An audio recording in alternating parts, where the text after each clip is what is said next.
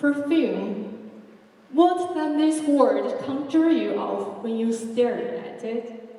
Noble, luxury, or even lofty?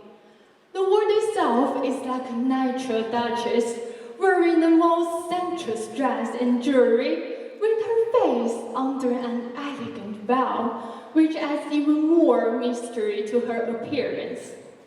In fact, the origin of our crazy, splendid impression about perfume can be dated far back to ancient Egypt, where the first record of perfume usage is found. At that time, people thought that perfume is the sweat of the sun god Ra, and by wearing it, people can please the gods. Therefore, fragrance was more than ordinary in religion practice.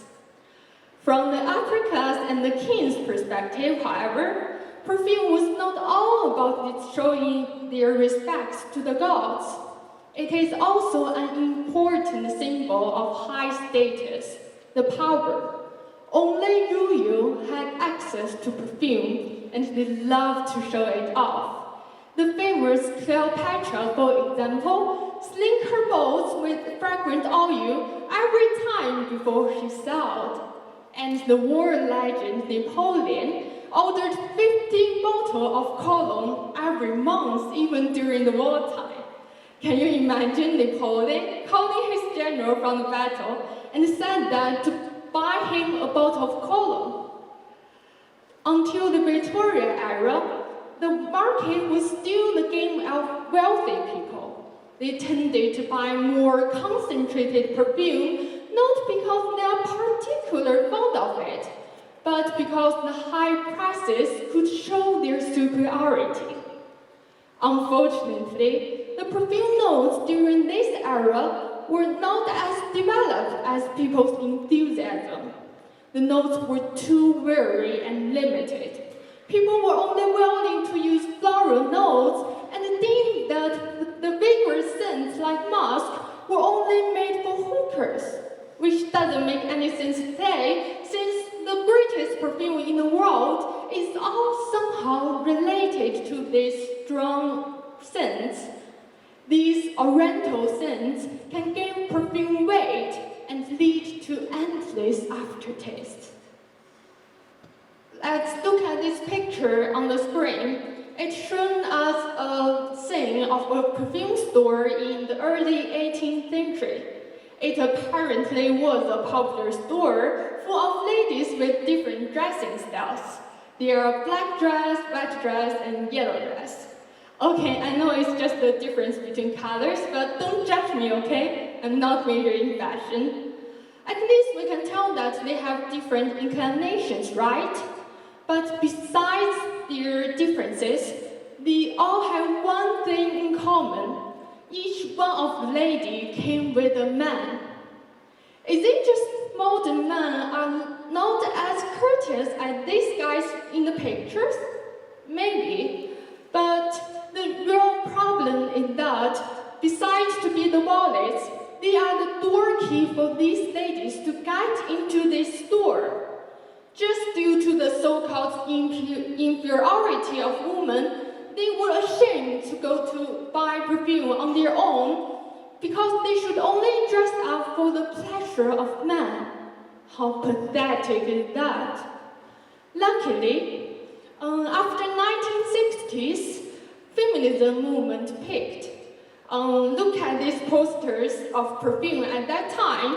Women can wear trousers, can be smart, and be delightful just for themselves. It is a time when the figure of perfume went beyond wealthy. It is also the symbol of women's rights. The right for them to have jobs, the right for them to live for themselves, and the right for them to buy these perfumes on their own. I know that the equality between genders is a more complex and controversial problem. We cannot ignore the mental and physical differences between male and female, and the structure of our society is not exactly beautiful women.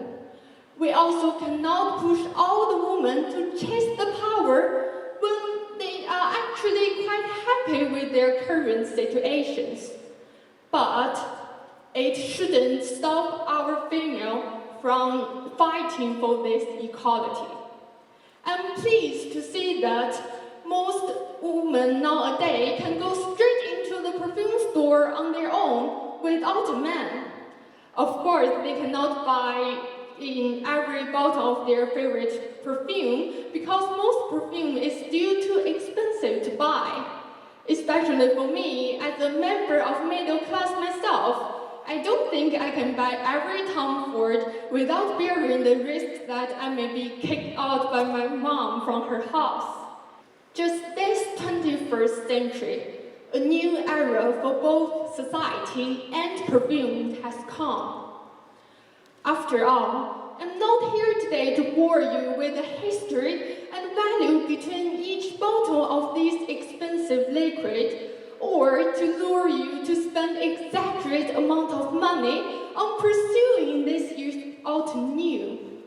I'm here today just because I want to raise one question that I believe is worthy and fun to think about. What does perfume represent today? Okay, before we get here, I want everyone to look at these pictures and imagine that you can actually smell the fragrance of the daisy, the acidity of lemon, and the salty air on the beach. What do these odors remind you of? For me, it recalled me of this summer when I went to the beach with my family and my mom tried to teach me how to swim, but she cut it off because I have tasted the seawater for like 100 times. Salty as the memory is, I can never forget how emotional I got watching the most beautiful sunset with my family. By reminding your secret memory, what affection does is more than just bring you back to a specific scene. More importantly, it can help you to find a certain emotion that you try your best to remember because it can make you laugh, makes you calm, or makes you cry. The whole experience, what perfume brought you, is exactly what a Van Gogh's painting can give you too.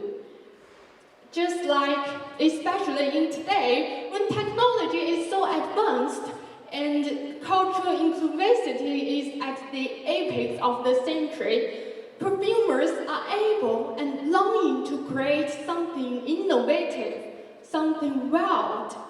Just like Mind Game said in his book, The Moon and Sixpence, art is an emotion that everyone can understand in their own way.